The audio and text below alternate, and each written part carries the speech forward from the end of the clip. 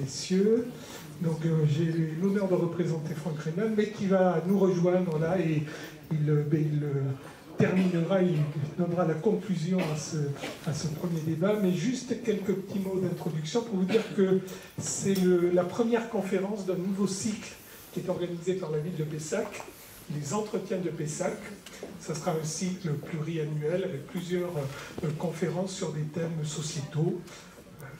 On abordera tout. Le prochain, vous l'avez vu avec Michel Pétuel, les temps sur l'urbanisme, mais il y aura la culture, il y aura l'environnement, le politique, voilà, différents thèmes avec à chaque fois des experts.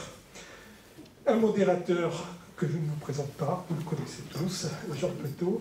Et ce soir, donc, le thème santé, avec Philippe Vigourou. Et nous avons beaucoup de plaisir, Franck Reynal et moi-même, à avoir convié Philippe Vigourou. Alors, à titre personnel, vous savez qu'il a été ancien directeur du CHU de Bordeaux. Et quand moi j'étais chef de service et chef de pôle, comme d'autres ici, là au deuxième rang, j'avais comme directeur Philippe Vigourou. Puis il est parti à la retraite. Il a pris, avant de partir à la retraite, juste avant, il a pris ce poste de conseiller santé auprès de l'ambassadeur de France à Rome. Entre nous, on se disait poste prestigieux, poste plutôt cool, là, après une carrière brillante au CHU de Bordeaux. Et puis, quelques mois après, il va me raconter la crise sanitaire qui débarquait en Italie avant de toucher toute l'Europe. Voilà, donc, je vais vous donner la parole. Encore un grand merci d'avoir accepté d'assurer cette première conférence de ces nouveaux entretiens de Pessac. Et puis, monsieur le maire, tout à l'heure, donnera quelques détails supplémentaires. Encore merci. Merci beaucoup, François, pour ce lancement de ce cycle dans les entretiens de Pessac. J'espère qu'ils auront un destin aussi célèbre que les entretiens de Bichat, pour rester dans une dimension, j'allais dire, de santé publique, voilà, de santé en général. Alors, François vous a déjà un peu présenté, Philippe Vigourou, en plus, vous êtes parfaitement connu des Pessacais. Bon, vous avez été 6 ans directeur général du CHU de Bordeaux, mais vous y aviez aussi passé une partie de votre carrière comme, alors on dit DGA, enfin directeur général adjoint. C'est bien ça, oui. De 97 à 2004. Mais vous avez aussi occupé des fonctions de directeur général d'autres CHU, et on y reviendra parce que ça, comment dire, c'est un indice dans l'histoire. Ça son poids dans ce que vous allez nous présenter ce soir. Je dis successivement, à la sortie de l'école de Rennes. Alors, moi, quand je préparais les élèves de Sciences Po au concours de l'école de Rennes, on appelait ça l'ENSP, l'École nationale de la santé publique. Et maintenant, ça s'appelle l'École des hautes études en santé publique. Ouais. Je crois que c'est ça, voilà. Mais je ne vous ai pas préparé comme candidat à Rennes, puisque vous avez fait vos études à Paris, études juridiques, on dit tout à fait classique, avant d'intégrer donc l'école de Rennes en 1980. Alors, vous avez été successivement à Tours, à Rodez, retour à Tours, après directeur du pôle santé Sarthe et Loire, LOIR, pas la Loire, le Loire, et puis donc après effectivement le CHU de Bordeaux. Et là, vous partez comme DG à Limoges, à Nancy, et retour à Bordeaux.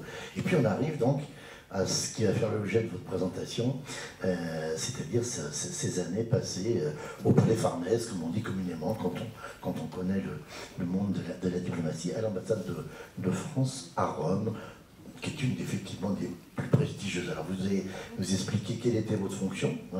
Je crois que c'est assez particulier, il faut le préciser, dans la fonction qui a été la vôtre là-bas. Je dis aussi que vous avez eu, au milieu de vos fonctions de DG, des fonctions dans les missions ministérielles très importantes, et là aussi vous allez nous en reparler. Alors, je voudrais que vous nous donniez un petit peu quelques éléments, on va dire, qui planteraient le décor, c'est-à-dire qui rappellerait un peu ce qu'a été ce phénomène pandémique, hein, peut-être la différence entre épidémie et pandémie, ça il faut faire appel à l'étymologie grecque. Je donne deux petites références bibliographiques sur lesquelles on pourra revenir.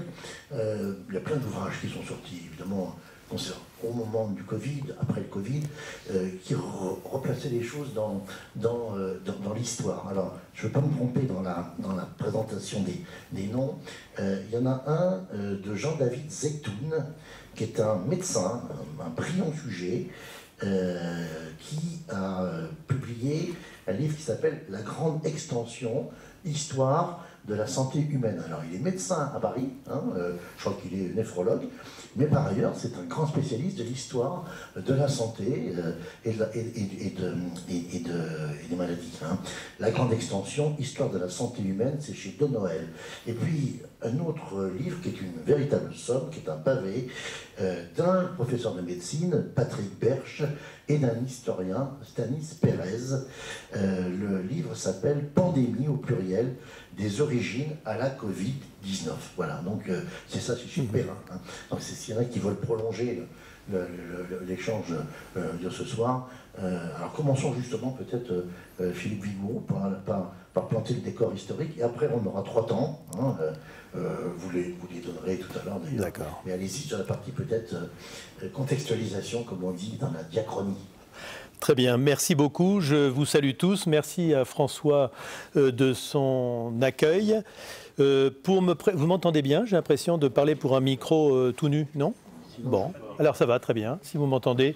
Et puis en général, je peux parler sans micro et c'est beaucoup mieux. On m'a toujours dit que j'avais une voix qui portait. Donc si ça vous va, ça me va aussi. Et j'ai les mains libres comme ça. On entend? Oui, c'est très bien. Alors, j'ai vécu une drôle d'aventure. J'ai eu un métier qui m'a amené pendant 40 ans dans les hôpitaux. Hein. Vous avez donné une date, 1980, j'étais à l'école de la santé publique. Et puis, j'ai fait une carrière très classique avec ces 3 CHU pendant les 16 dernières années. J'ai enchaîné 3 CHU. C'est une tâche, en effet, assez lourde, hein, on peut le deviner. Hein. Un CHU comme Bordeaux, c'est 15 000 salariés. Pour vous dire, c'est une ville. Voilà. Premier employeur de la région Nouvelle-Aquitaine, oui. Et dans tous les CHU où j'étais, on était à chaque fois le premier employeur de la région. Donc c'est des grosses boîtes avec des gens formidables, passionnants. Moi j'ai été 40 ans à travailler avec les médecins, c'est vraiment une chance.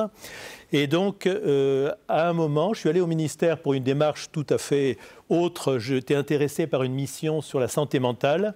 J'estime qu'avec la gériatrie, la santé mentale, c'est l'autre grand problème de santé publique. Je referme la parenthèse. Et au hasard d'un bureau, j'apprends qu'il y a 2 postes qui vont se libérer dans la diplomatie. Pourquoi pas? Je n'étais pas venu pour ça du tout.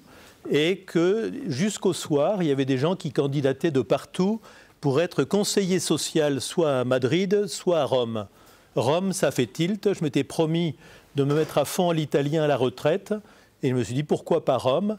Et avec l'accord de mon épouse, quand même, je me suis mis sur les rangs pour partir à Rome comme conseiller social. Alors, qu'est-ce que c'est? Vous me demandiez en quelques mots. C'est une personne qui est choisie par 4 ministres ou 4 ministères. Le ministère qui s'occupe des affaires sociales, celui de la santé, c'est souvent les mêmes. Il y a le ministre qui s'occupe de la parité et celui qui s'occupe du travail. Et parmi toutes les candidatures, et pour Rome, il y en avait, je me suis mis sur les rangs pour Rome, ils m'ont choisi. Et c'est comme ça que le 1er octobre 2019, j'ai rejoint l'ambassade de France à Rome. Alors j'avais travaillé pendant les vacances à fond l'italien, comme vous vous en doutez, pour pouvoir faire bonne figure en arrivant. Et j'ai pris le poste. En quoi ça consiste? Ça consiste à faire remonter à l'ambassadeur et au-delà de l'ambassadeur aux personnes qui, au niveau du ministère des Affaires étrangères ou des 4 ministères que j'ai cités, sont intéressées, toutes les informations sur bien les pistes qu'on me donne. Et un conseiller pour les affaires sociales et santé a des questions, un flux permanent par mail, par WhatsApp ou autre, du type quel est l'âge de départ à la retraite, ça c'est un clin d'œil en Italie, et comment ils ont fait, ou bien comment indemnise-t-on les travailleurs non salariés après tant de temps d'arrêt de travail. Des questions très pointues, très techniques, et il faut aller chercher dans les ministères et dans la documentation italienne les références pour montrer à Paris comment ils font en Italie. Vous voyez, c'est clair, la mission c'est celle-là. Et vous me disiez, Philippe Vigouroux, qu'il n'y a pas ce type de fonction dans toutes les ambassades. Non. C'est plutôt dans les gros postes. Voilà, c'est exactement, c'est Berlin, Washington, Londres, Madrid, Rome donc, Pékin. C'est les plus grandes ambassades qui ont un conseiller. Dans les plus petites ambassades, il n'y a pas lieu d'avoir cette fonction particulière.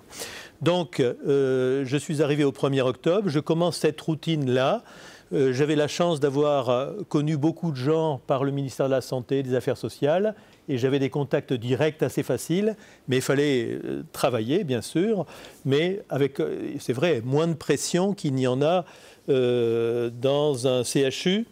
Et j'ai été rattrapé par la patrouille Covid quelque temps après mon arrivée, puisqu'arrivé le 1er octobre 2019, donc, 3-4 mois après, on commence à lire dans le journal qu'il y a une épidémie étrange qui est apparue en Chine, et il semblerait qu'elle ait, par ses caractéristiques naturelles, la possibilité de franchir les frontières et de gagner le monde entier, auquel cas on parlerait de pandémie en effet. Donc l'ambassadeur m'a dit « Philippe, regardez ça un peu de près et informez-moi ». Effectivement, on a senti la pression monter, et à la fin du mois de janvier 2020, j'ai été amené à lui faire une note. Alors on va la voir parce qu'elle est tout à fait intéressante. Alors on va la voir si le marche avant fonctionne. C'est classique. Voilà. Vous répétez. Donc là, oui, c'est un. Peut-être avec la souris là. Peut-être là. Alors là, il semble que ça vienne de mon doigt parce que, oui, ben, c'est votre appareil, donc il n'obéissait qu'à vous. Donc j'ai fait voilà, un bulletin, une note pour l'ambassadeur. C'est la partie de gauche, hein, j'ai fait un extrait que j'ai encadré. Et nous percevions à l'ambassade, et j'ai perçu, parce que le service des affaires sociales, c'est un conseiller et puis une personne à temps partiel auprès de lui. Vous voyez, je n'étais pas très gâté en termes de renfort. Par la suite, j'ai eu des stagiaires qui venaient de grandes écoles. C'était Sciences Po, l'École de la Santé, Polytechnique, enfin, un stage à l'ambassade, ça ne se refuse pas à Rome. Ces jeunes étaient plus brillants que les uns que les autres et ravis de venir travailler à cette ambassade. Et donc, ils m'ont aidé à suivre tout ce que je vais vous présenter. Première note que je fais à l'ambassadeur le 29 janvier. Je lui dis, attention, il y a quelque chose en effet qui arrive et on sent que ça risque de déborder de la Chine. Il a fait une note où j'ai mis, de façon non pas prémonitoire, parce que beaucoup considéraient que ça allait arriver, suspect sous observation en attente de diagnostic, suspect italien, on parle de l'Italie, 0. En quarantaine de retour de Chine, 0. Dépisté positif et hospitalisé, 0. Et décédé, 0. C'est-à-dire que j'ai fait un bulletin pour annoncer rien à l'ambassadeur. Donc c'était un peu paradoxal et ça a un peu fait sourire, quoique il y avait un vent mauvais qui soufflait depuis la Chine et on comprenait que ça pourrait dégénérer. D'où ces rubriques que j'ai suivies pendant 2 ans en fait, toujours avec les mêmes indicateurs qui, le premier jour de la première note, étaient à 0. Alors j'ai fait, pour suivre je vais quand même prendre le micro, parce que je vois que ma voix force, et il m'a été repris. Donc au fil des semaines et des jours, j'ai été amené à faire un bulletin que j'ai appelé, j'ai gardé le titre, merci beaucoup, l'Italie face au coronavirus. J'ai fait ce bulletin, et ce bulletin servait chaque jour à informer les abonnés, qui étaient des gens essentiellement des ministères à Paris, ministère de la Santé, ministère des Affaires étrangères, toutes les directions qui, d'une façon ou de l'autre, avaient à voir avec une épidémie. C'est un bulletin quotidien. Un bulletin qui est devenu rapidement quotidien. Au début, il a été 2 fois par semaine. Il est devenu quotidien. C'était un très gros travail. À la fin, il faisait une quinzaine de pages tous les jours qu'on faisait avec ce stagiaire. Et ça servait également de support à la note diplomatique que tous les jours je préparais pour l'ambassadeur. Alors, il faut expliquer Voilà, une note diplomatique. On a, ND, comme on dit. voilà, et on disait ça TD avant. Vous connaissez, vous avez été confronté à cet exercice. Les télégrammes diplomatiques, vous avez entendu dans des séries, on voit encore le télégramme diplomatique. Si vous le voyez aujourd'hui d'une série d'aujourd'hui, c'est que le scénariste n'avait pas été très bien informé. Ça fait une bonne vingtaine d'années que ce sont des notes diplomatiques, c'est-à-dire le document en 1 page, 2 pages, quelquefois plus, que signe l'ambassadeur, qu'il envoie par un réseau crypté à tous les ambassadeurs de France dans le monde, qu'il envoie bien sûr au ministre des Affaires étrangères, au cabinet Affaires étrangères, et aussi à tous les cabinets, Élysée, Matignon, tous les ministères, qui en fonction du titre et de leur intérêt pour le sujet, vont ouvrir ou non la note diplomatique de tel ou tel ambassadeur. Et tous les jours, dans le bureau de l'ambassadeur, on rédigeait à partir de ces bulletins quotidiens les informations qui étaient de nature à intéresser le ministère des Affaires étrangères, la cellule de crise Covid et tous ceux qui, de près ou de loin, avaient à voir avec le Covid. Alors, pardon Philippe, mais oui. Si on regarde un petit peu oui. que vous n'avez pas entouré, oui. En jaune, on voit mesures sanitaires prises par les autorités italiennes, suspension de tous les voyages organisés vers la Chine, contrôle aux aéroports de Rome, Fiumicino et Milan, Malpensa, c'est ça. Thermographique. On voit que les Italiens sont en avance sur nous, parce que là on est le 29 janvier. Exactement. Il va falloir que vous nous expliquiez. Voilà, c'est ce qui s'est passé. C'est vrai. Alors, pour expliquer ce qui s'est passé et comment cette épidémie a commencé à balayer la péninsule, en commençant par le nord, je vais vous le préciser. Il faut préciser qu'on peut remonter à pas mal d'années, puisque au XIVe, XVe et XVIe siècle, l'Italie a été balayée par des épidémies de peste absolument dramatiques, qui ont été décrites dans la littérature et qui ont vraiment meurtri de façon terrible ces villes-États qui, notamment dans le nord de l'Italie, étaient atteintes. Le XIVe, XVe, XVIe siècle. Il y a un magistrat municipal de Palerme, qui c'était en 1576, qui a dit quels étaient les ressorts pour lutter contre l'épidémie. L'or, le feu et le gibet. L'or, pour financer le dispositif, pour financer tout ce qu'il fallait pour payer les soldats aux confins de la ville pour empêcher les gens de rentrer ou empêcher de sortir. Il fallait donc de l'or pour financer le dispositif. Il fallait le feu pour brûler les vêtements des pestiférés, les meubles et parfois les maisons. L'or, le feu et le gibet pour sanctionner ceux qui avaient enfreint les règles, ces règles sanitaires collectives pour protéger la population. Donc l'or, le feu et le gibet. Alors ça a un peu changé, ça c'est plutôt civilisé. Donc le gibet, non. Le feu, c'est plus rare. Et l'or, par contre, il en a fallu tout au long de cette pandémie. Et ça a été un gros sujet de friction entre l'Italie et les autorités de l'Union européenne. Et c'est l'or, donc on va en reparler. On a dit que l'Italie avait inventé la santé publique, parce que, et c'est vrai, l'Italie, dans ces siècles-là, avait trouvé des formules, avait identifié des pratiques pour éviter que la pandémie, que l'épidémie ne se propage en dehors de la ville qui était atteinte. Et ces règles ont été reprises au fil des siècles et il a été dit donc que l'Italie avait inventé la santé publique. L'Italie a une bonne raison aussi d'être très pointue en matière de santé publique, c'est que, et vous le savez, il suffit d'allumer la télévision ou de lire les journaux pour voir que l'Italie régulièrement a des atteintes graves, a des phénomènes naturels qui abîment le pays. Il y a quelques mois, il y a eu une coulée de boue terrible sur l'île d'Ischia, au large de Naples. Vous avez peut-être vu récemment qu'on a été très inquiet pour Naples, encore Naples, non pas à cause du Vésuve voisin, mais à cause du volcan souterrain, qui n'est pas très connu, on appelle ça les champs Frégréens, qui est sous le nord de Naples, et la lave commençait à monter, il y avait des fumerolles qui sortaient des bouches d'égout. Enfin, il y a la surveillance qui est permanente du système volcanique italien a été mobilisée à cette époque, il y a quelques semaines, parce qu'il y avait un péril qui arrivait, il y a des plans d'évacuation absolument considérables, pour le cas où une ville comme Naples serait touchée. Vous avez également des inondations, des tremblements de terre régulièrement. On entend parler de tremblements de terre en Italie. Bref, la protection civile est très performante en Italie et c'est un modèle pour la protection civile française. Il y a beaucoup plus d'effectifs, beaucoup plus de professionnels et la santé publique est mobilisée pour pouvoir soigner les populations. C'est ça la santé publique, hein. La santé au sens classique, c'est la santé des individus. La santé publique, c'est la santé des groupes, des populations ou d'un pays.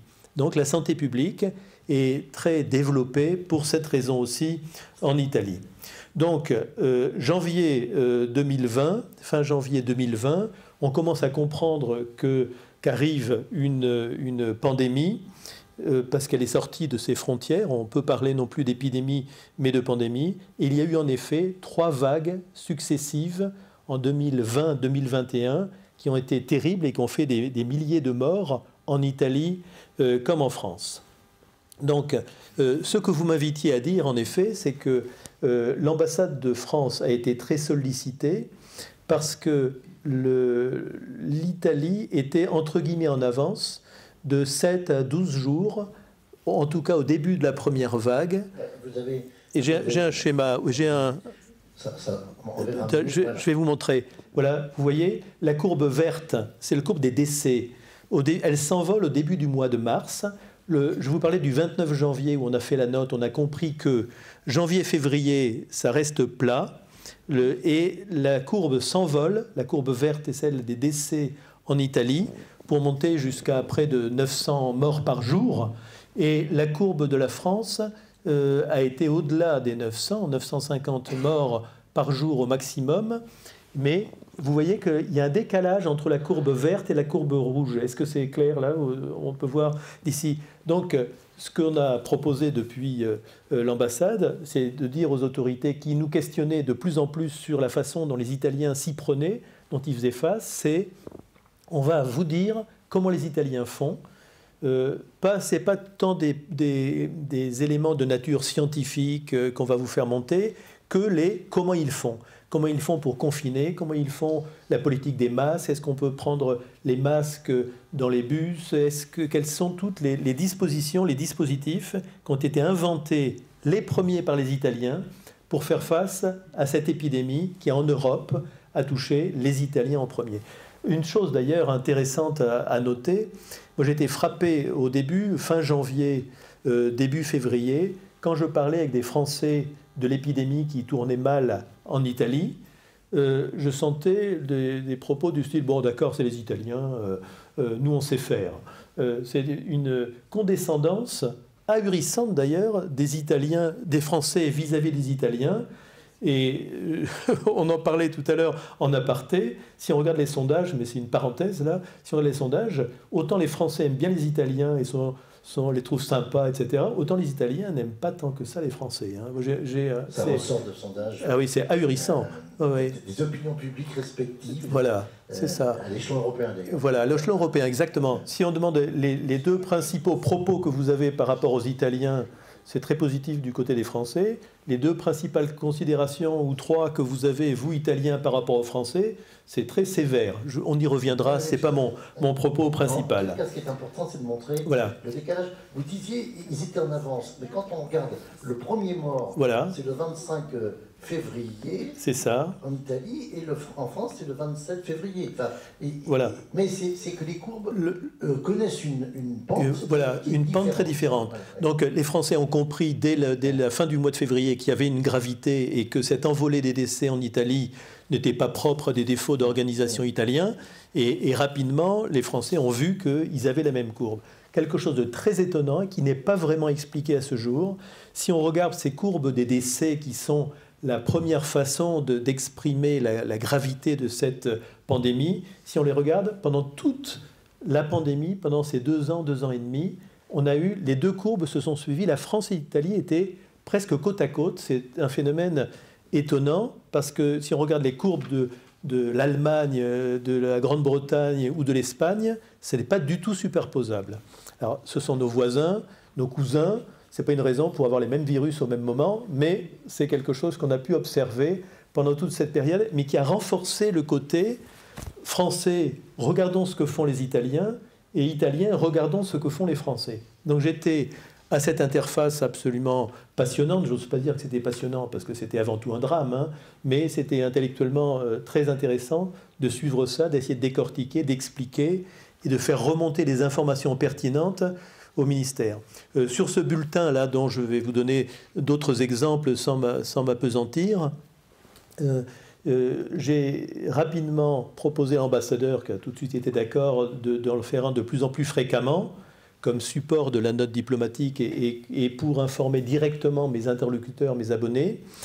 Je lui ai proposé de le faire parce que les différents ministères que j'ai cités, et d'autres, ministères de la Défense notamment, nous posaient directement des questions par mail, et plutôt que d'avoir 4 fois la même question sous une forme différente qui tombait tous les matins ou tous les soirs, en faisant un bulletin, je mettais les réponses aux principales questions qui se ressemblaient toutes, qui venaient des différents ministères, pour ce tout petit service social qui a été très très vite mis en première ligne dans l'ambassade. Au passage, une ambassade, c'est d'abord la chancellerie, comme on l'appelle, c'est-à-dire le service où travaillent les diplomates de carrière.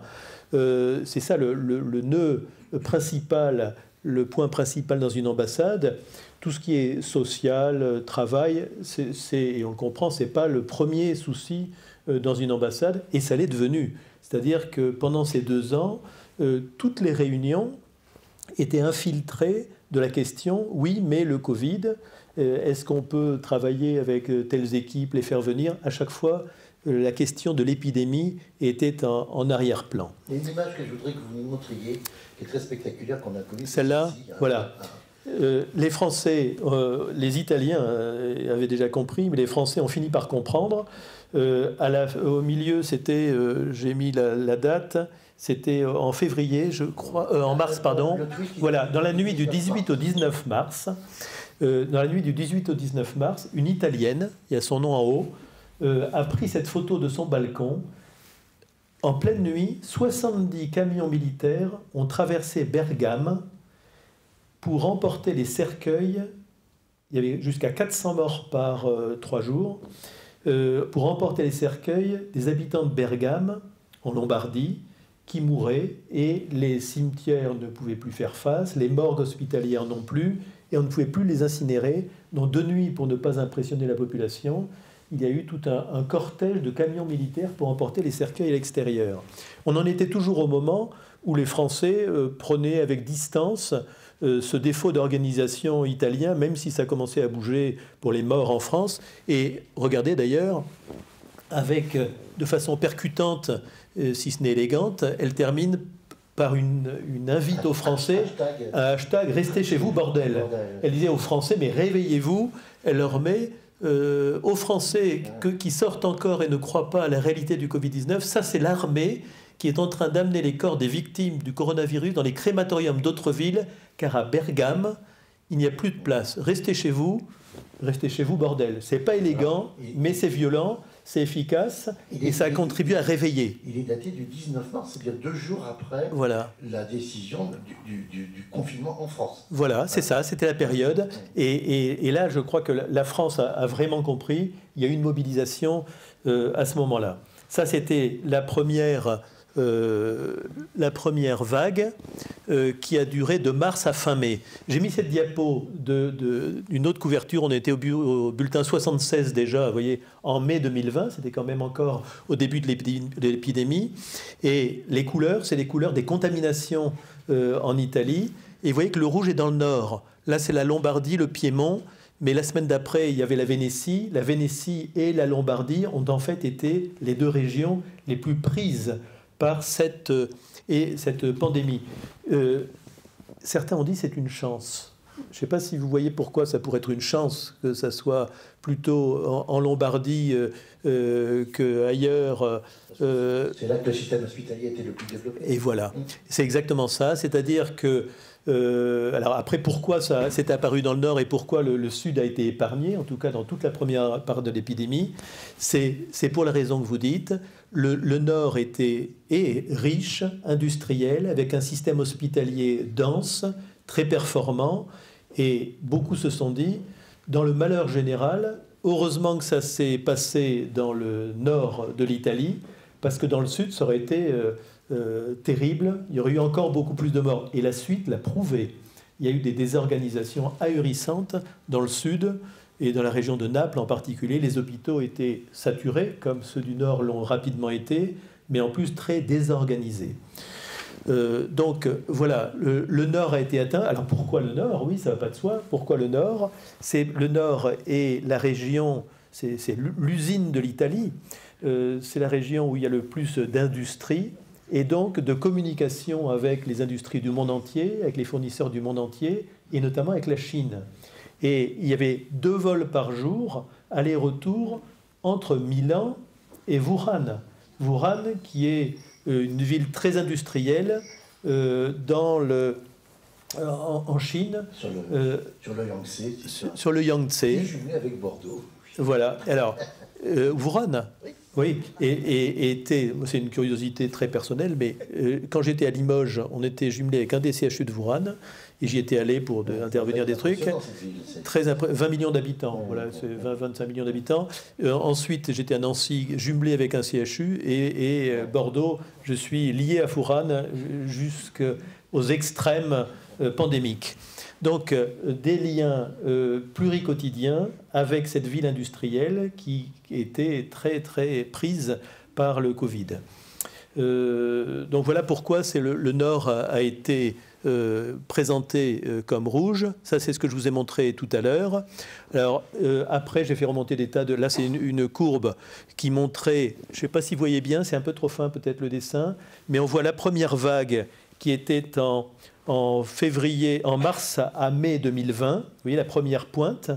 Ensuite, ça s'est apaisé de juin à septembre, et puis c'est remonté presque verticalement, la pandémie, et toujours pour des raisons qu'on ne comprend pas bien. Il y a un cycle qui n'est pas explicable par la biologie simplement, il y a une part de hasard, et c'est difficile de dire que c'est le hasard parfois dans des situations comme celle-là, mais visiblement, les comparaisons internationales ont prouvé qu'il y avait une part de hasard dans le développement. Il suffit qu'il y ait une immense réunion qui se tienne en France. En France, à Mulhouse. Absolument. Avec un rassemblement religieux, avec des gens qui sont repartis dans toute la France et qui ont distribué le Covid. Donc il y a eu des événements dans tous les pays.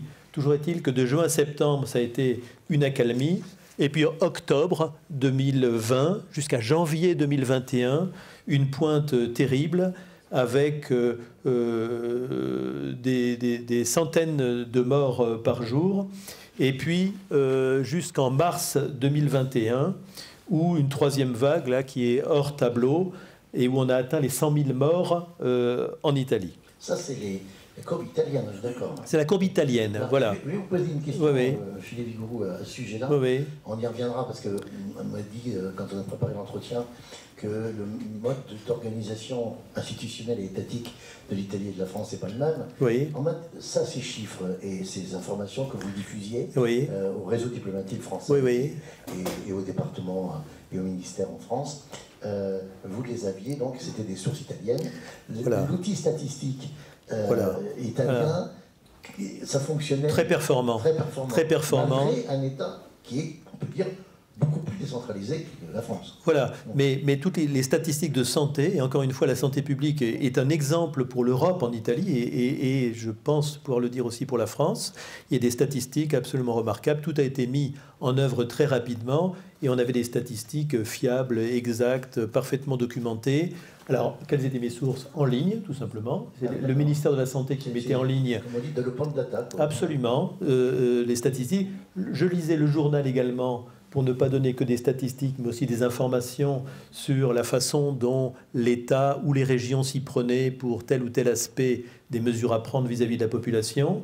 Donc la presse, Internet, et puis les contacts directs avec, pour des choses importantes, le cabinet du ministre de la Santé italien Roberto Speranza, où il y avait quelqu'un à son cabinet qui était chargé du Covid et qui était très sympathique avec nous, très bienveillant et que je pouvais joindre facilement. Et puis, pareil, au ministère même de la Santé, des Affaires étrangères, on pouvait avoir des contacts humains en plus de la presse et d'Internet. Donc, toutes ces informations, on les faisait remonter en les superposant dans les statistiques avec les courbes françaises pour que l'on voit en permanence les points communs, les divergences et qu'on analyse tout ça. Donc, ce qu'on faisait remonter là, c'était les décrets qui, au fur et à mesure de la pandémie, arrivaient et dont je donnais le contenu, et parfois extrêmement détaillé. C'était des questions sur le confinement, les quarantaines, les fermetures des écoles, à quel moment on fermait, pourquoi est-ce qu'on fermait toutes les classes, est-ce qu'après les vacances on revenait, fermeture des écoles, des musées, suspension des rassemblements, des transports, est-ce qu'en Italie on porte le masque, est-ce que c'est le FFP2, quand il s'est agi des mesures de type accès aux magasins, puisqu'il y a eu toute une période, comme en France, où on a fermé les magasins, quelle est la définition que donnent les Italiens des produits de première nécessité? Comment les Italiens s'y prennent? Les commerces essentiels. Les commerces essentiels. Et à chaque fois, parce que l'Italie était rentrée la première dans la pandémie, presque à chaque fois, c'est l'Italie qui avait trouvé des solutions qui étaient considérées comme bonnes ou mauvaises après par les autres pays, mais l'Italie a été vraiment une référence. Et je me rappelle avoir écrit sur comment on fait dans un supermarché en Italie pour, dans un grand supermarché qui vend de tout, faire en sorte qu'on ait accès aux stands où il y a des produits essentiels, aux rayons où il y a des produits essentiels.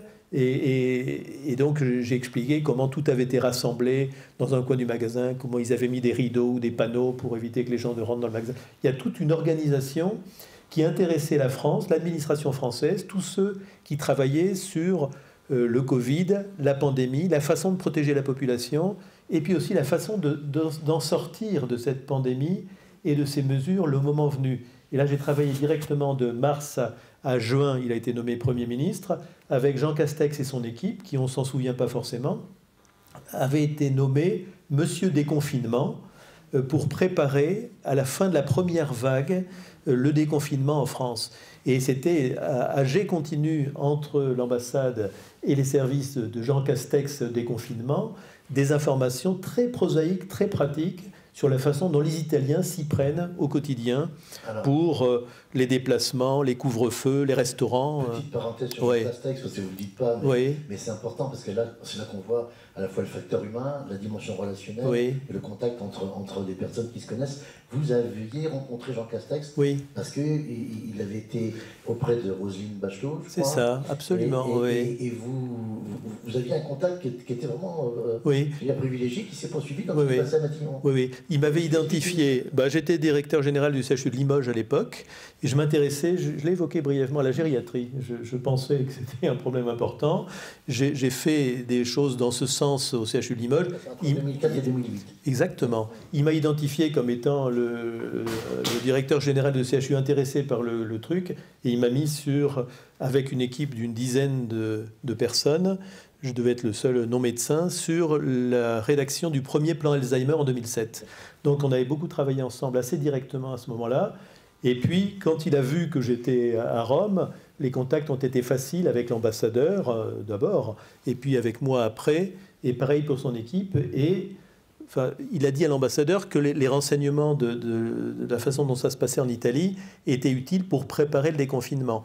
Moi, j'ai jamais autant écrit sur des sujets que j'aurais jamais imaginé au début de ma carrière. Je me suis passionné pour le fonctionnement des boîtes de nuit, par exemple. Les boîtes de nuit, c'était les heures d'ouverture, les heures de fermeture. J'étais sans doute un peu naïf, je pensais que ça fermait beaucoup plus tôt, pas du tout, non.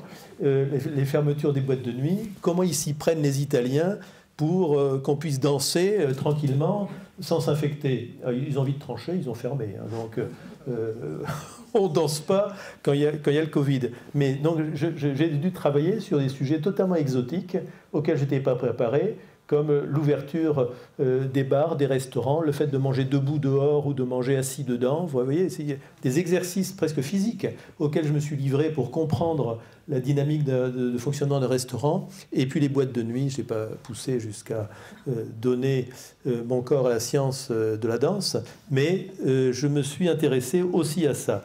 Et donc des questions très pratiques qui intéressaient les autorités françaises à l'époque. Il y a des choses, les écoles. La France a été beaucoup plus performante que l'Italie, là, pour le coup, et que la plupart des autres pays, pour les écoles. La France a considéré, le président de la République assez directement, a donné des instructions pour qu'on ferme au minimum en France les écoles, les lycées, et on a beaucoup moins fermé que dans d'autres pays. Trop, disent pourtant certains, mais les jeunes étaient très peu sujets à la gravité du virus, étaient beaucoup moins atteints que les adultes. Ça ne les empêchait pas de transmettre gentiment, mais ils n'étaient pas atteints dans les mêmes proportions que les adultes. C'est là qu'on a vu apparaître l'expression qu'on connaissait, oui, de porteur sain, hein, en disant oui, attention, les enfants peuvent ramener ça.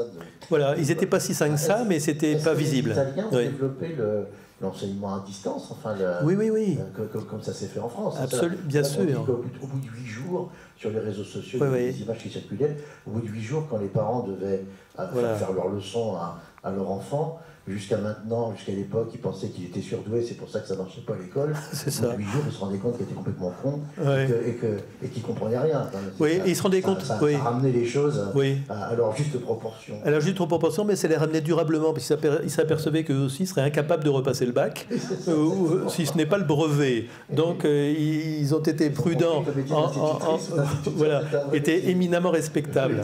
Donc, voilà comment ça s'est passé. Et donc, on a eu raison, je pense, en France, ça fait partie des enseignements, si on revient sur les enseignements de cette pandémie, des enseignements de ne pas fermer les écoles. Et même en France, pourtant, beaucoup d'enfants ont été très meurtris durablement. Et les psychiatres, les pédopsychiatres qui manquent tant en France, c'est un autre sujet, disent tous qu'ils ont énormément d'activités, beaucoup plus, dans les mois et même donc les années qui ont suivi cette pandémie, parce que les enfants ont été abîmés par cet isolement par rapport aux communautés éducatives et par rapport à leurs propres amis. Voilà. Donc, voilà comment nous avons travaillé, comment nous avons mis à profit ce décalage de 7 à 12 jours pour faire remonter les informations. Et puis, je reviendrai peut-être un peu plus tard aux différents enseignements qu'on peut tirer. Bien sûr, parce que voilà. Il y a une dimension européenne sur laquelle voilà.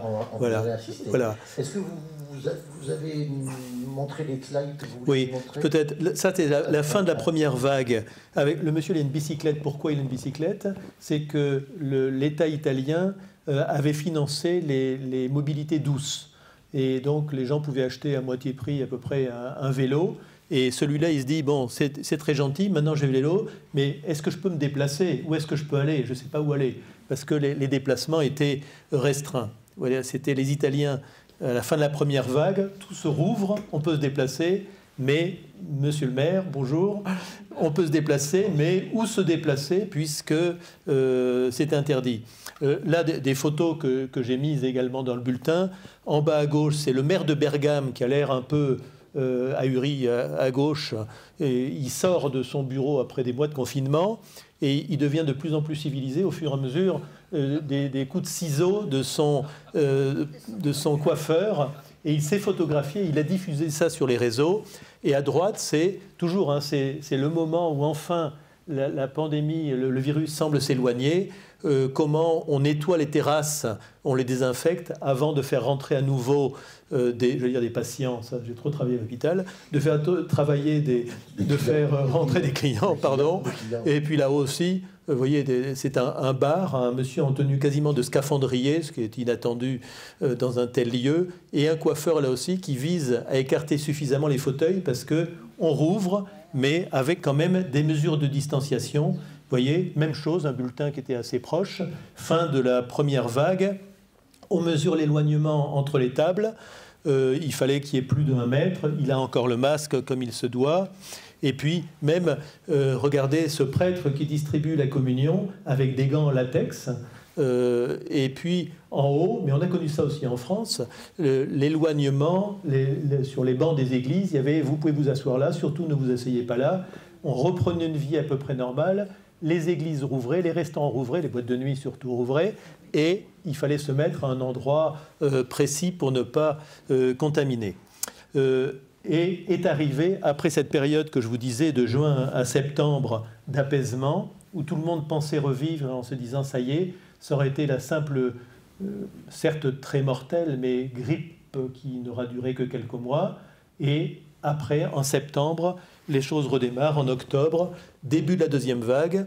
Ça, ce bulletin, c'est 2 octobre 2020, le retour. Et vous voyez, cet homme, il regarde aux jumelles le virus, et il dit « Mais tu n'es pas encore parti, tu n'étais pas parti, et le virus qui répond, c'est terrible, tiens, ce n'est pas toi qui étais parti, vous voyez, ce n'est pas l'espèce humaine qui avait été éradiquée. Donc ce dialogue assez cruel entre l'homme et le virus qui revient. C'est surligné en jaune, je me permets de lire. Oui, oui. C'est petit. Voilà.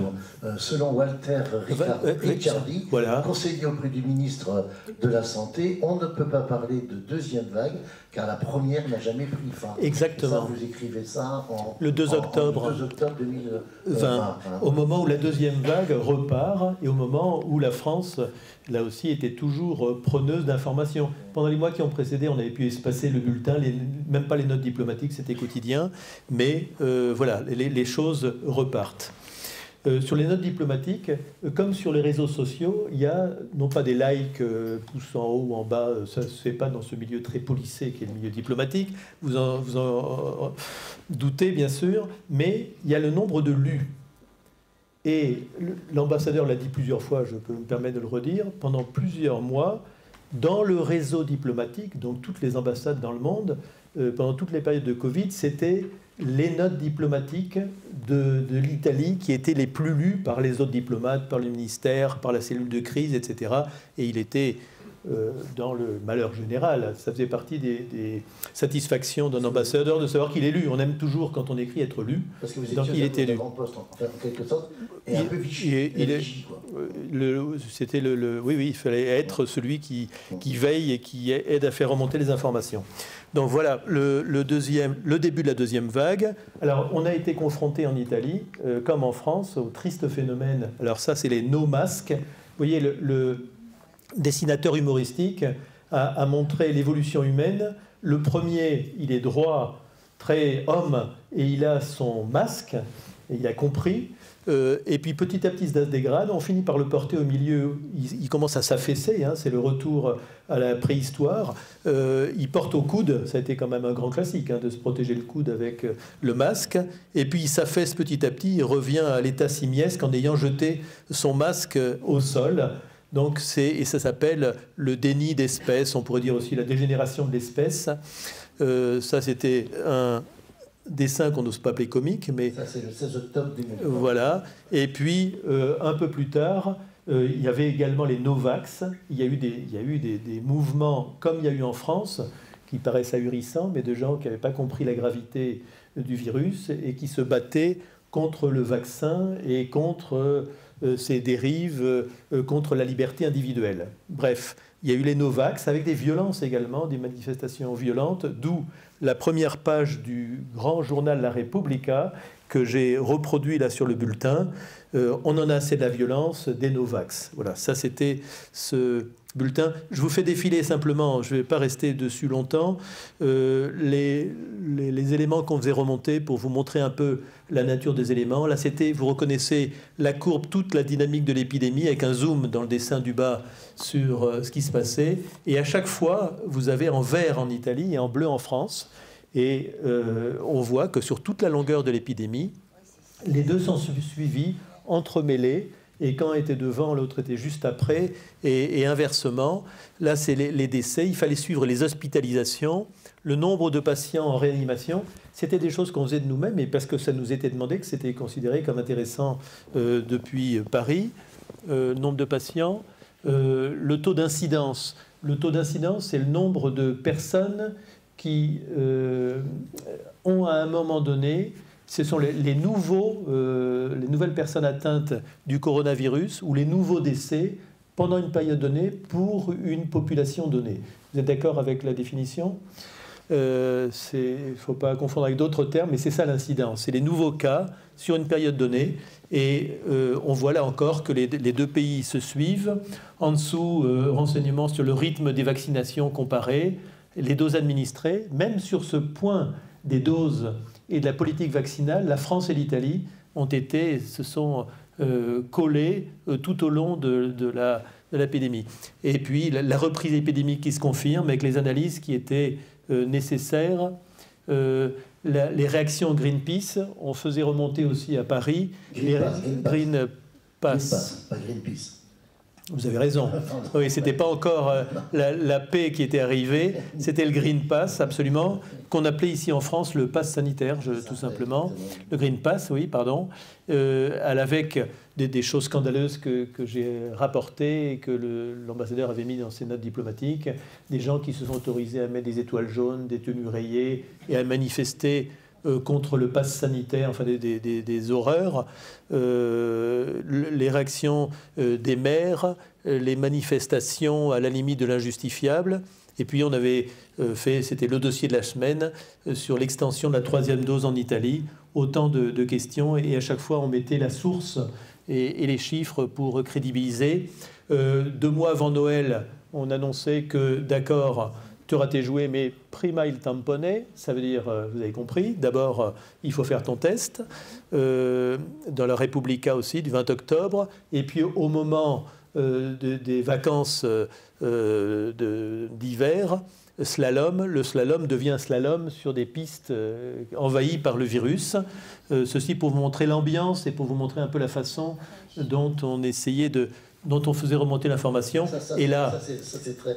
Expliquez-nous. Parce que... Voilà, ça c'est la crèche, l'Épiphanie, qui est très fêtée en Italie. Et c'est Saint Joseph qui dit, maintenant on espère l'immunité de groupe, mot à mot l'immunité de troupeau, mais ça c'est pour le plaisir de citer de l'italien. Maintenant, espérons, prions pour l'immunité de groupe. Et juste au-dessus du dessin, les rois mages 2021, or, vaccin et myrrhe. Voilà. Donc c'était la place de l'encens, bien sûr. Et les Italiens ont toujours su, dans ce drame, mais les Français c'était à peu près ça aussi, garder un peu de distance, de l'humour, pour faire passer des choses qui étaient quand même assez terribles. Et puis est arrivé non pas le képi, mais la casquette d'un général qui était connu en Italie au début de la 3e vague. On est donc un peu plus loin, en mars 2021. Il y avait beaucoup de difficultés pour l'acheminement du vaccin. Il y avait beaucoup de questions logistiques qui se posaient avec cette prise en charge de la population. Et c'est un général, le général Figliuolo, qui a été nommé pour régenter toute cette lutte contre la pandémie. Voilà. Et puis ça, c'est le dessin de Plantu. Oui. Coronator. Voilà. Alors, je rebondis sur le point que vous avez mentionné, à savoir que les 2 pays se sont, j'allais dire, presque du roue en roue. Oui, oui, c'est ça. Les cyclistes, la France et l'Italie connaissent bien. Alors, c'est d'autant plus surprenant que vous m'avez dit, l'organisation institutionnelle des 2 pays n'est pas la même du tout, et même un haut fonctionnaire italien vous a dit, quelle chance vous avez, vous, en France. Alors, le maire de Pessac va se boucher les oreilles parce que c'est plutôt l'ode à la centralisation. Là. Exactement. Oui, dans des situations de guerre, il vaut mieux un général que 20 généraux, dit-on. Toujours est-il qu'au moment même où le Covid se répandait, j'avais cette réflexion, c'était le directeur de cabinet du ministre de la Santé qui disait, vous avez de la chance, vous n'avez qu'un lieu de décision et toute la France doit s'aligner. Nous, c'est beaucoup plus difficile. Alors pourquoi c'est plus difficile? C'est que, de par la Constitution même en Italie, la santé a été confiée aux régions. C'est-à-dire que ce n'est pas de la déconcentration, c'est de la totale décentralisation. Et c'est comme si les ARS, qui sont le bras armé du ministre, donc de l'État, du ministre de la Santé, étaient les bras droits des présidents de région. Donc, au même moment, je lisais dans Le Monde que des présidents de région, des élus, demandaient à ce qu'il y ait plus de confiance dans les élus locaux pour gérer la pandémie en fonction des caractéristiques locales. Et au même moment, le directeur de cabinet me disait, vous avez quand même de la chance, nous, on doit faire avec des présidents de région qui partent dans tous les sens. Et ça, c'est le deuxième point que vous m'invitez à expliquer. Donc, de par la Constitution, les régions sont responsables de la santé de leur population.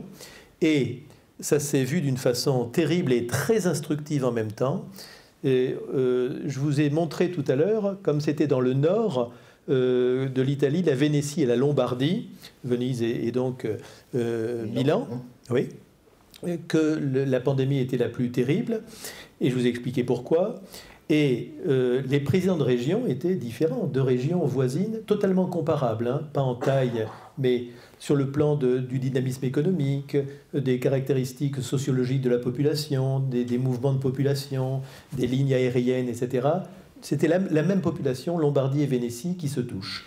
Or, il y a eu 4 fois plus de morts en Lombardie que de Vénétie. Pour 100 000 habitants, il y a eu 144 morts en Lombardie et 40. Ça fait un peu moins de 4 fois plus, mais de 40 à 144, ça ne peut pas être le hasard. Ce n'est pas une frontière administrative qui peut expliquer un tel décalage entre 2 régions mitoyennes, totalement comparables à tous les points de vue de brassage de population économique et autres. Et l'explication, on s'est penché dessus. Avec d'autres personnes de l'ambassade, on a étudié ça de plus près. Il y a un service représentant le ministère de l'enseignement supérieur de l'université. Il y avait une universitaire, on a travaillé là-dessus ensemble. Il s'est avéré qu'il y avait 2 critères d'explication, et après ça s'est retrouvé dans la littérature de santé publique parce que ça a été observé, ce phénomène. Il y a 2 critères qui expliquent ce grand décalage. C'est qu'en Lombardie, on a testé les personnes qui étaient, enfin la population, mais uniquement les groupes qui étaient considérés comme à risque. C'est eux que l'on a surveillés, les personnes âgées, les personnes hospitalisées. Alors qu'en Vénétie, on a dépisté tout le monde, on a fait des tests pour l'ensemble de la population. Ça s'est révélé plus pertinent. Et deuxième chose, et c'est pourtant un directeur d'hôpital qui va le dire, c'est qu'en Lombardie, ça a été le tout hôpital, et en Vénétie, ça a été le surtout pas hôpital. C'est-à-dire que les personnes qui étaient atteintes, on leur disait en Lombardie, filez à l'hôpital pour faire un deuxième test et avoir les secours éventuellement nécessaires, de l'oxygène ou des médicaments appropriés. En Vénétie, on leur a dit, vous restez chez vous, vous enfermez chez vous, vous nous téléphonez, on vous envoie un médecin qui aura pris toutes les précautions individuelles qui sont nécessaires et on vous prend en charge. Et la pratique de la Lombardie a fait du virus Covid un virus nosocomial, ça veut dire causé par le soin lui-même. Et vous voyez à quel point une décision, à quel point les politiques ont des responsabilités considérables. C'est éclairé, éclairé par bien ou mal, ils doivent prendre une ultime décision, et la décision peut se traduire par 4 fois plus de morts dans une région que dans l'autre, dans une zone que dans l'autre, dans une ville que dans une autre ville. Et ça, c'est un enseignement intéressant à tirer. Alors, sur le plan de la pratique, s'il y a d'autres épidémies contagieuses, et il ne faut surtout pas l'exclure, on y reviendra peut-être. Voilà, s'il y a 2 épidémies, on saura que par rapport à ça, il faut surtout éviter l'hôpital, qui est le lieu de brassage. Déjà que les gens, quand ils y vont, ils ne sont pas en forme. Si en plus on leur ramène le virus et qu'ils se retrouvent tous dans les salles d'attente à se multiplier les virus, c'est comme ça qu'on répand le virus dans une population. C'est ce qui s'est passé. On saura faire la prochaine fois, s'il devait y avoir une prochaine fois. Alors on va consacrer 5 minutes encore avant de donner la parole au public. D'accord. Pour aborder donc le dernier point de votre présentation, Philippe Gourou, à savoir les conclusions, les enseignements qu'on peut tirer de toute cette séquence, à la fois donc en Italie, de votre expérience, de ce que vous avez vu, mais bien sûr du retour d'expérience, si je puis dire, en France. Et puis aussi, ça c'est un point important, comment vous m'avez expliqué que l'Italie, compte tenu de son expérience et de son savoir-faire en matière de santé publique, se retrouve en pointe au niveau européen. Vous disiez tout à l'heure que les Italiens, comme les Français d'ailleurs, ont dû un petit peu, je vais dire, non pas sur le gendarmer, mais insister auprès de l'Union européenne pour dire, vous savez, la grande division entre les États frugaux et les États dépensiers, ça suffit, partageons et faisons en sorte. Quel est le rôle de l'Italie dans ce dispositif européen et puis quels enseignements on peut tirer de tout ça? C'est très important. L'Italie a été le booster de l'Europe de la santé qui n'existait pas dans les faits auparavant. Il y avait une Europe économique, une Europe de la défense dont on dit qu'elle doit se développer, qui est encore incertaine. Toujours est-il que l'Europe de la santé n'existait pas vraiment, même si on voyait de temps en temps l'expression. Et en mars, donc au début de la première vague, assez rapidement, l'Italie débordait, je vous parlais de l'or, du feu et du gibet. L'or est nécessaire pour faire face. L'Italie a eu besoin d'argent pour faire face aux dépenses considérables liées d'abord à l'effondrement temporaire de l'économie, pour faire face à toutes les dépenses pour lutter contre la pandémie. Et l'Italie s'est tournée vers l'Europe et a dit « aidez-nous, déclenchons le mécanisme européen de stabilité », ça s'appelle, de stabilité économique. Et l'Italie, soutenue par la France et par l'Espagne, a demandé la mise en œuvre d'un mécanisme qu'ils ont appelé eux-mêmes les Corona Bonds, des bons qui permettaient de mutualiser les dépenses au niveau de l'ensemble de l'Europe par solidarité vis-à-vis de l'Italie en l'occurrence. Ce que la Commission refusait, les fameux Eurobonds. Alors, les Eurobonds, c'était la demande de ces pays du sud de l'Europe, voilà. aux pays du Nord. Voilà, c'est ça. Et ça bloquait. Là, le virus a déverrouillé ça. Eh bien, on peut le dire, c'est-à-dire que dans un premier temps, effectivement, il n'y a pas eu de réponse. Je vous parlais de ce regard un peu péjoratif de la France, totalement injustifié, mais réel, de la France vis-à-vis de l'Italie. Il y a un regard tout à fait semblable des pays du Nord, de l'Allemagne, des pays du Nord de l'Europe, par rapport aux pays du Sud. Et quand la France, l'Italie et l'Espagne ensemble ont demandé cette aide, il n'y a même pas eu de réponse de l'Europe.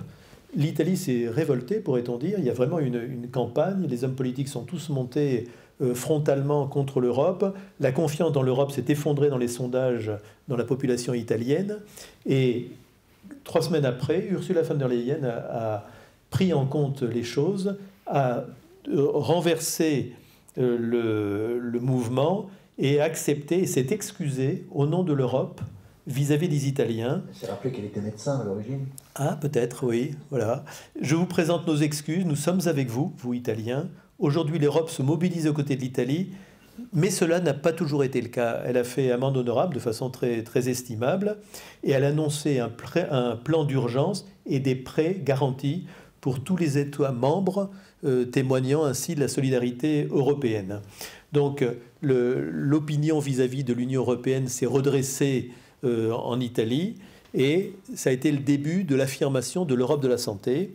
Quelque temps après, l'Europe de la santé a été affirmée de façon beaucoup plus forte. Ursula von der Leyen, dans la continuité de ce mouvement, a annoncé des financements massifs pour l'Agence européenne des médicaments, qui existe déjà, qui était à Amsterdam, pour le CDC, l'équivalent du CDC en Europe, le Centre de prévention et de contrôle des maladies, et la création d'une agence qui a été créée effectivement, d'une agence européenne de recherche et de développement biomédical avancé. Qu'est-ce qu'il y a derrière cette terminologie technocratique? Il y a le fait qu'il faut aller le plus vite possible entre la recherche, l'innovation, l'industrialisation et la mise au profit de la population. Donc une agence européenne mobilisée autour de ces objectifs. Et donc l'Europe a été réveillée par l'Italie et l'Europe de la santé est née de l'Italie. Et ça s'est consacré, et je terminerai par là, quelques mois plus tard, en mai 2021, il y a eu un G20, tout le monde entend parler des G20, un G20 santé qui s'est tenu à Rome, parce que Rome présidait l'Union européenne à ce moment-là, la présidence était à l'Italie, et tout le monde entier finalement s'est réuni là, enfin le G20, et au-delà, parce que le thème c'était Global Health, c'est la santé globale, avec un drapeau, un étendard, qui était celui de la lutte contre toutes les pandémies, et à venir aussi, et pour l'affirmation d'un point de vue essentiel dont on reparle beaucoup actuellement, c'est ce qu'on appelle la santé unique, One Health. Il n'y a qu'une santé, on ne peut plus parler de santé humaine indépendamment de la santé animale et de la santé environnementale. Les trois se tiennent. Une pandémie comme celle-là a des origines dans l'environnement, a des origines dans les réservoirs animaux qui ont été les intermédiaires et l'homme. Et quand on parle de toutes les catastrophes climatiques actuellement, il y a un effet direct sur la santé humaine. Donc environnement, santé humaine et santé animale sont liés. Ça a été une dernière affirmation qui a été faite au Capitole de façon très solennelle au niveau européen et au-delà du G20 et au niveau mondial. Et c'est l'Italie qui a été là aussi à l'origine de cette affirmation. Donc l'Italie est un des champions de la santé publique dans le monde et ça s'est affirmé jusqu'à récemment à travers cette grande réunion qui s'est tenue, le G20 à Rome, avec des signatures qui ont lieu dans la salle du Capitole, là où avait été signé en 1957 le traité de Rome. Voilà, le traité de Rome, exactement. Dernière question à, je sais pas, 100 000 euros, j'en sais rien. Oui. 100 000 euros au soleil. Si ça devait Ça me va, 100 000 euros, oui. Si ça, je suis preneur. Si ça devait se reproduire, si on était confronté, vous avez vu très récemment des informations comme quoi il y aurait encore un virus en Chine qui semblerait un peu frémir. Est-ce que, au vu de votre expérience, de ce que vous avez acquis comme information, que vous avez diffusé, est-ce que vous pensez qu'il y aurait des réactions qui seraient comparables? Est-ce qu'on a, on peut dire, est-ce qu'on a appris Oui. On a beaucoup appris de cette pandémie, il me semble. Je ne répondrai pas sur le plan strictement scientifique, je n'ai pas cette légitimité, mais tout ce que j'ai vu, et avec tous les dialogues que j'ai vus avec des responsables dans ce domaine, on a appris d'abord sur le virus lui-même, sur ce virus qui était assez inattendu dans son comportement. J'appelle du regard les médecins qui sont ici. On a cru que c'était un coronavirus qui aurait les comportements de tous les coronavirus. Il y a eu beaucoup de choses qui ont étonné et qui font que la médecine a appris sur le sujet. On a appris sur la cinétique d'une telle épidémie, sur ces pauses dont on pouvait penser à certains moments qu'elles étaient définitives, ces flambées, et on a appris sur le pourquoi, et c'était très important pour la santé générale. On a appris sur la façon de soigner les malades, sur les thérapies. Je ne citerai personne, mais il y a des thérapies qui ont été présentées comme étant les thérapies qui permettraient définitivement d'éloigner ce qui n'était qu'une grippe ou à peine plus. Pas très loin de l'Italie. Voilà. Et donc on a appris sur la façon de soigner, ou de ne surtout pas soigner les malades, sur les gestes barrières aussi. Il y avait un article très intéressant dans le Sud-Ouest de lundi sur on a oublié les gestes barrières, et c'est vrai qu'on se colle dans le tram ou dans le bus, et il y a peu de gens qui portent le masque, alors que statistiquement dans un bus où il y a 60 personnes, il y en a sûrement un ou deux qui a de la fièvre, de la toux ou un rhume et qui devrait lui-même porter le masque pour protéger les autres. Ce qu'on a appris aussi, c'est la façon extraordinaire, ce qu'on a constaté, la façon extraordinaire dont la science avait avancé avec l'ARN messager. Il y a eu un temps très bref entre ces découvertes de recherche fondamentale, la mise en application et la mise industrielle à disposition de gens dans le monde entier de milliards de doses de vaccins. C'est quelque chose d'absolument fabuleux, et on a appris de ce point de vue-là à faire de ces mouvements plus rapides. On a appris sur l'importance de la recherche fondamentale. L'ARN messager, il n'est pas arrivé parce qu'on a dit à des chercheurs travailler sur la façon de lutter contre un virus éventuel. C'était de la recherche fondamentale, non dédiée à une maladie ou non dédiée à une finalité particulière. Et d'après Jean-François Delfrécy, qui a écrit un livre très intéressant, qui s'appelle « Un médecin au front ». C'était le président du comité d'éthique, mais surtout du comité scientifique. Voilà. Il a écrit un livre de récapitulation de ce qui s'est passé, et il dit il y a trop en France de recherche dédiée, il faut être beaucoup plus large, et les pépites, on les trouve dans la recherche fondamentale qui permettent après de guider vers des applications. Ce qu'on a appris peut-être, c'est la modestie aussi, c'est-à-dire pas de déclaration définitive, ni du côté médecin, je l'ai brièvement évoqué de façon assez transparente, et vis-à-vis de politiques également, qui ont soutenu les pires hérésies à certains moments. Donc la modestie, pas de déclaration définitive. On a appris aussi sur le plan de la démocratie, de la nécessité d'être transparent vis-à-vis des citoyens. Les citoyens italiens ont été absolument remarquables. Moi, j'ai une très grande admiration pour les Italiens en sortant d'Italie, que je n'avais pas forcément en entrant en Italie, si j'ose le dire comme ça. J'ai découvert à quel point ils ont été, dans cette pandémie, disciplinés et pas du tout brouillons comme les Français se plaisent à les décrire de façon absolument à tort, et souvent, et je l'ai beaucoup fait remonter dans mes communications pendant la pandémie, les Italiens étaient un modèle pour les Français, et on aurait pu souhaiter que les Français soient aussi disciplinés que les Italiens. Moins de condescendance à le regard. Voilà, et peut-être aussi parce qu'il y a eu une très grande transparence, comme en France d'ailleurs on peut le dire, mais une grande transparence des autorités politiques vis-à-vis des citoyens, en leur disant ce qui marchait, ce qui ne marchait pas, les échecs éventuels étaient transparents, et il y avait toujours une très grande pédagogie menée, Et c'est ça qui donne confiance aux citoyens. C'est comme ça que les citoyens ont suivi leurs dirigeants, ce qui se voyait au fil des sondages presque tout le temps, à part la minorité no masque, no vax dont je parlais. Il y a une grande confiance des Italiens dans les décideurs qui, à longueur d'interviews télévisées ou d'articles, expliquaient leur action. Ce qu'on se dit aussi, c'est qu'il faudrait peut-être un peu plus de culture scientifique chez les citoyens italiens comme les citoyens français. Il y a des gens qui... Oui, la culture scientifique est dans l'ensemble assez pauvre. Et c'est une réflexion que j'ai retrouvée dans le livre de Delfrécy dont je parlais à l'instant, qui lui élargit aux politiques, qui trouve... Alors il y avait un côté, heureusement qu'il y a le comité scientifique pour éclairer les politiques, ce qui était vrai, mais les politiques sont un peu considérés comme pas assez férus de science face à des événements comme celui-là. Et puis on a appris sur la fermeture des écoles, je vous l'ai dit tout à l'heure, on a appris aussi sur la nécessité d'Europe. C'était le manque d'Europe, les appels au secours à l'Europe qui ne répondaient pas. C'est là qu'on a tous compris, et les Italiens les premiers, que le manque d'Europe a montré le besoin d'Europe. Et l'Europe doit être beaucoup plus forte et aider les populations de toute l'Union en cas d'événements comme ça. Et ont été annoncés la création de stocks stratégiques sur les territoires de l'Union européenne, la création d'usines pour fabriquer les médicaments ou fabriquer les précurseurs de ces médicaments, les principes actifs, sur le territoire européen, plutôt que de les laisser en Chine, en Inde ou dans des pays encore plus lointains. Quand une pandémie touche tous les pays, on comprend tout à fait que l'Inde ferme ses frontières et disent on garde les médicaments que nous produisons pour nous.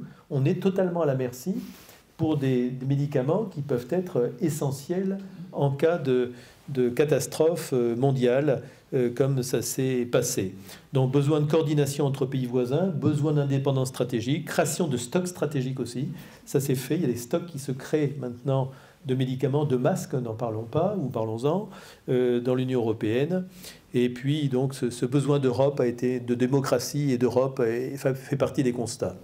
Voilà, j'ai plein de choses à vous dire, mais ça suffit peut-être aussi. Vous êtes peut-être un peu fatigué aussi. Par les réponses aux questions qui vont être posées. Bon, je crois qu'on peut applaudir. Merci. Il y a peut-être un micro, je ne sais pas si vous arrivez à vous exprimer directement, n'hésitez pas, hein. Comme on dit, passer à la deuxième question si la première pose problème. Oui, allez, merci. Oui, allez-y. François Rouanet, je suis médecin à l'hôpital et j'ai travaillé avec Philippe. Je dis bien travailler avec Philippe en tant que directeur. Voilà, parce que c'était vraiment une collaboration et merci pour tout ce temps qu'on a passé ensemble. Merci aussi parce que je garde le souvenir ému de vous avoir envoyé des textos alors que vous étiez à Rome et que ma fille venait d'arriver à Ravenne en Italie, début février 2020, et où je vous demandais ce qu'il fallait qu'elle fasse. Et vous m'avez répondu tout de suite, il faut qu'elle rentre immédiatement, l'Italie confine demain. Ma fille, n'ayant pas d'informations sur Facebook, ne voulait pas rentrer. Et vous m'avez même proposé de lui téléphoner directement pour lui dire « tu rentres à la maison, tu prends la voiture et tu rentres ». Bon, merci pour ça. J'ai malgré tout une question qui s'adresse finalement au directeur de l'hôpital, que vous êtes encore, en tout cas dans votre esprit. Qu'est-ce qui devrait être modifié dans les organisations hospitalières françaises pour être plus efficace quand on va... Il n'y a quasiment pas de doute qu'on aura d'autres épidémies, d'autres pandémies à affronter. On a déjà une épidémie de bronchiolite là, qui sature l'hôpital pédiatrique de Bordeaux. Il y a l'épidémie chinoise qui n'est pas tout à fait un virus, c'est une bactérie, c'est un mycoplasme qui est multirésistant. Et qui commence à arriver. Une interview de Cécile Weber dans Sud-Ouest ce matin. Voilà. Donc qu'est-ce qui, dans les organisations hospitalières françaises, pourrait être modifié pour être plus efficace? Parce que au début du confinement, on s'est très rapidement rendu compte que finalement l'autonomie était rendue au service hospitalier et l'intelligence des équipes de service a permis de trouver des solutions là où on n'en voyait pas forcément. Voilà, quelle est votre position par rapport à ça? Alors, ma position, c'est que globalement, on manque, et c'est encore le cas actuellement, de lits de réanimation. Et si on n'a pas besoin forcément de ces lits ouvert en permanence, il faudrait créer dans les hôpitaux et dans les hôpitaux de recours comme les CHU des unités qu'on puisse armer aussitôt en faisant venir des soignants d'autres services qui ne seraient pas touchés par cette éventuelle épidémie. Donc armer des lits avec des respirateurs, avec tout le matériel sous housse, prêt à brancher pour être mis en service. Parce qu'on est passé en très peu de temps en France de 6 000 lits de réa à 10 000 lits de réa. Ça montrait à la fois la grande capacité à s'adapter des médecins hospitaliers, mais plus généralement aux hôpitaux et aux organisations hospitalières. Mais il faudrait avoir sous housse des services pour les services les plus cruciaux comme cela. Comme on a su en faire un ensemble, j'allais dire, messieurs les professeurs du CHU et monsieur le directeur aussi, comme on a su en faire il y a quelques années ensemble, pour les bronchiolites, justement. Je ne sais pas s'il est resté, parce que je suis pas... Il y a toujours l'unité saisonnière. C'est une unité saisonnière qui est sous housse, qui est prête à recevoir un afflux massif d'enfants ayant des bronchiolites. Et à ce moment-là, on demande à des infirmières qui ont travaillé en pédiatrie et qui sont aujourd'hui dans un service de rhumato ou ailleurs, de venir. Donc il faut renforcer les réanimations, je crois que c'est la première chose. Deuxièmement, avoir des stocks. Et avoir des stocks en état de marche. Quand je disais ce qu'il faut savoir anticiper au niveau des États, c'est vrai aussi au niveau des hôpitaux.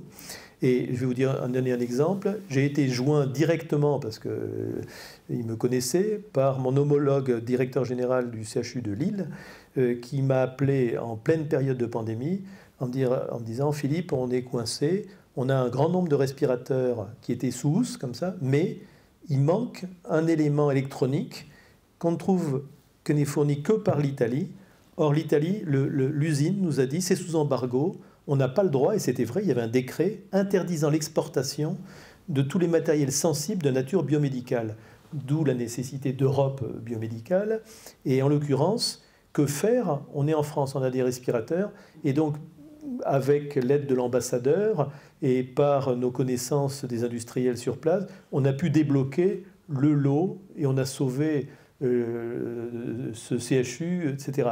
Mais ça veut dire qu'il faudrait avoir en permanence du matériel vérifié qui soit prêt à fonctionner, donc des lits de réa, du matériel de secours, des antiviraux en nombre suffisant, les masques, n'en parlons pas, parce qu'au début de l'épidémie, alors les masques, au niveau des hôpitaux aussi, et pas simplement au niveau des États.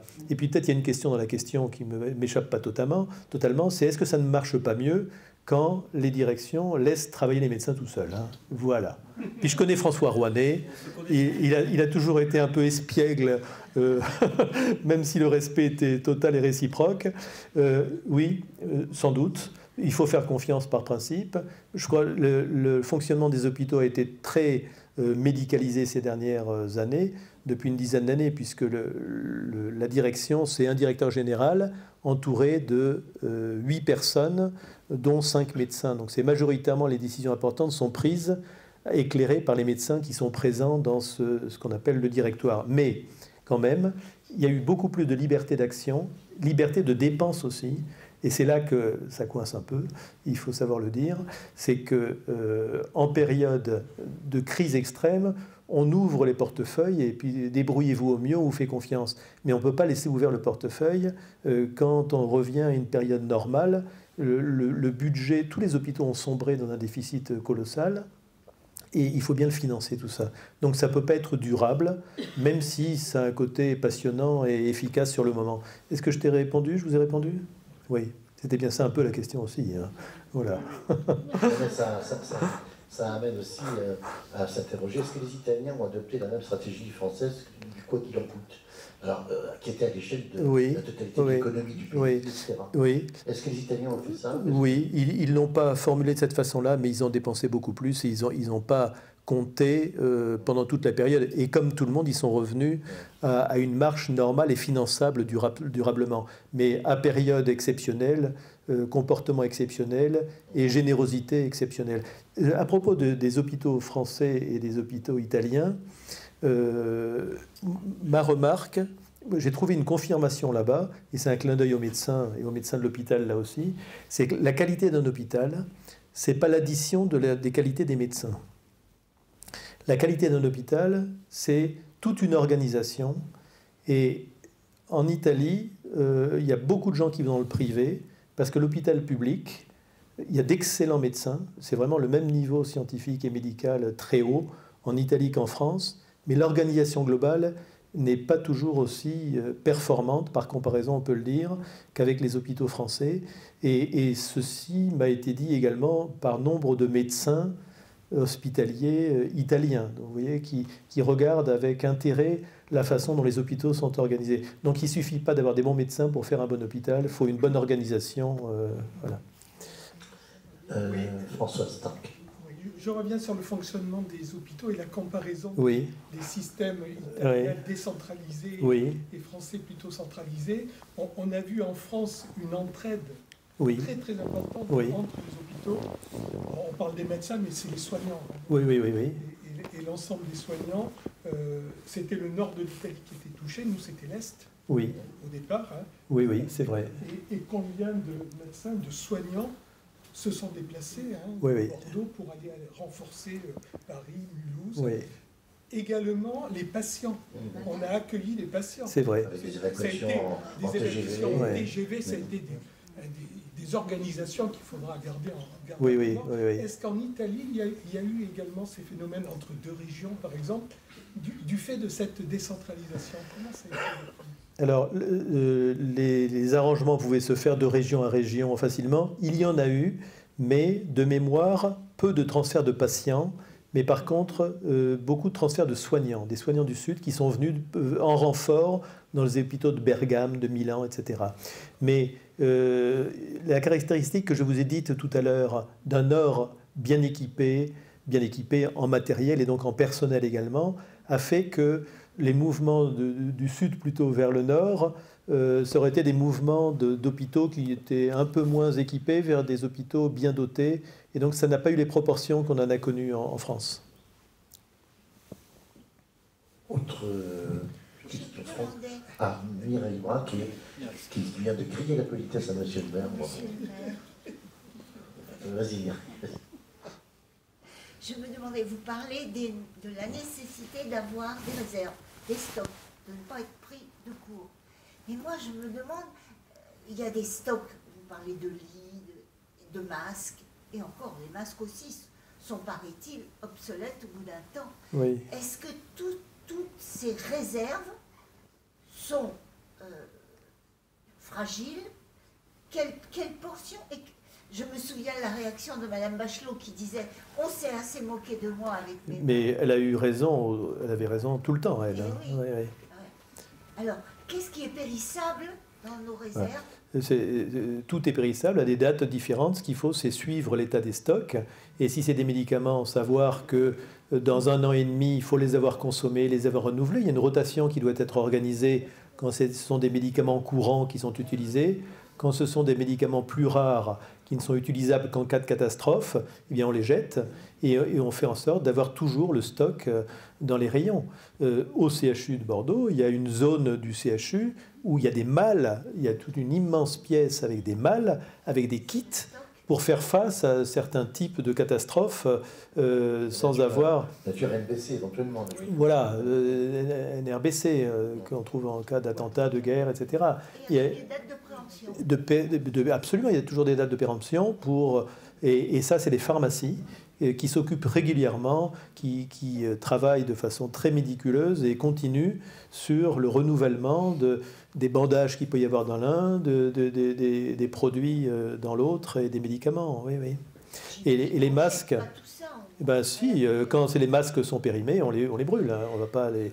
Si. Il faut accepter ces dépenses, et c'est ce qui avait été reproché de façon scandaleuse à Madame Bachelot.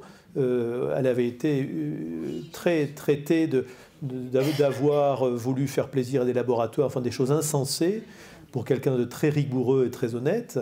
Et ça a été douloureux pour elle. Le problème, c'est que ceux qui l'ont suivi ont considéré qu'il ne fallait pas remplir les stocks sous peine d'avoir les mêmes reproches. Et on a manqué de masques au début de l'épidémie. D'après ce que j'ai lu, je n'ai pas d'informations personnelles directes, mais d'après ce que j'ai lu, comme tout le monde... voilà.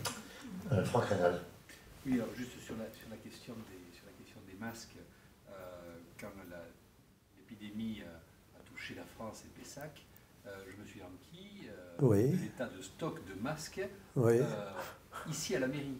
Oui, oui. Et on m'avait appris que les masques qui avaient été constitués au moment où Roselyne Bachelot Voilà. Du H1N1. C'est H1N1 2009. il y en Oui. avait eu à la mairie de Pessac, et en 2000, avant que je sois maire, ces Ouais. masques étaient périmés, ils avaient été jetés. Et oui. Ils n'avaient jamais été reconstitués. Et ben voilà. Et donc, parce qu'on les a cherchés quand même, on s'est dit, mais C'est ça. il y en avait deux, il y en avait Ouais. pas. Et Ouais. ça, c'était le premier point. Et non, la question que je voulais poser, Oui. la question, tout à l'heure, la situation a été comparée entre la Lombardie et la Vénétie. Oui. Et entre donc l'organisation politique Absolument. Oui. et vénitienne. Oui. Et du fait de la différence de mortalité entre les deux, Oui. est-ce qu'il y a eu, de la part de la population Ah lombarde, oui. une révolte contre la politique, Oui. lombarde? Oui, tous ceux qui n'étaient pas morts se sont révoltés et il y a eu une éviction politique, absolument. Oui, oui, oui. Et puis toute l'Italie a brandi la médiocrité de la réaction, surtout que les voisins avaient bien réagi. Donc ça a été Bergame, 70 camions en Lombardie. Ils avaient appliqué cette politique lombarde. Et la Vénétie avait pris des précautions, avait été beaucoup plus vertueuse et avait su prendre les bonnes mesures. Mais ce sont les élections qui ont Oui. évacué, je dirais, les Oui. politiques fautifs. Oui, oui, oui. Il n'y a pas eu de cour de justice, il n'y a pas eu... Ni la Cour de justice, ni le virus lui-même. Non, parce qu'en France, quand même, la question qui se pose, aujourd'hui c'est l'actualité. Bien sûr, M. Véran qui a été mis en... Oui, oui. Qui n'a rien à voir avec, je parle en vérité aujourd'hui, mais c'est la Cour de justice qui a rendu son Bien sûr. jugement. Oui, oui, C'est oui. la Cour de justice, ça n'a rien à voir avec... Non, non. avec Yvon Oui, Montand. oui. Mais la Cour de justice aura à s'intéresser peut-être Oui, oui. à la situation de politiques nationaux, Bien sûr. dont le Premier ministre de l'époque, Oui, oui. dont Philippe, dont Mais oui. Olivier Véran, ministre Ben, de la Santé de c'est l'époque. déjà le cas. Ils sont tous interpellés Ils sont- je crois par la qu'ils sont mis en justice. examen. Il n'a pas été mis à examen. Il est témoin assisté, Olivier Véran, c'était cette semaine. Mais il y a quand même quelque chose Ah oui, c'est- dans l'organisation française Oui, oui. qui paraît quand même surprenant. Oui. Parce que l'élection, parce que quand il y a un défaut de cette nature, Oui. ça c'est quelque chose qui était inconnu. Mais voilà. Ouais, ouais. Les électeurs savent donner accord des Bien sûr. les politiques en responsabilité, Bien sûr. électoralement parlant, Ouais, ouais. de là à faire une responsabilité pénale pour ce genre de Voilà. situation, en plus très discutable vu ce qui se passe en Absolument, France, absolument. c'est quelque chose qui Oui. paraît quand même vraiment discutable. Oui. Alors moi, si vous me demandez si tu me demandes mon avis de citoyen, moi je suis scandalisé. Hein. Quand je vois qu'Agnès Buzyn, qui a été la première à alerter tout le monde, hein, alors là, elle a été, d'après ce qu'elle raconte et d'après ce qu'elle m'a dit, il se trouve le hasard fait que je l'ai rencontrée il y a peu de temps. Ça a été très douloureux hein, pour elle, pour la famille, et elle s'est vue reprocher de ne pas avoir bien pris en charge la pandémie, alors qu'elle a été la première à alerter de tous côtés. Et dit-elle, je ne sais pas, mais ce qu'elle dit, c'est qu'elle a alerté, elle n'a pas été écoutée à la mesure de la difficulté. Et Olivier Véran, enfin, c'est des gens que j'ai vus agir assez directement là, pendant toute cette période. C'est quelqu'un de profondément travailleur, voulant le bien général. Enfin, l'idée qu'il puisse avoir mal géré intentionnellement, parce que le pénal c'est ça, il faut un élément d'intentionnalité, ça paraît vraiment très, très honteux qu'ils aient à se justifier.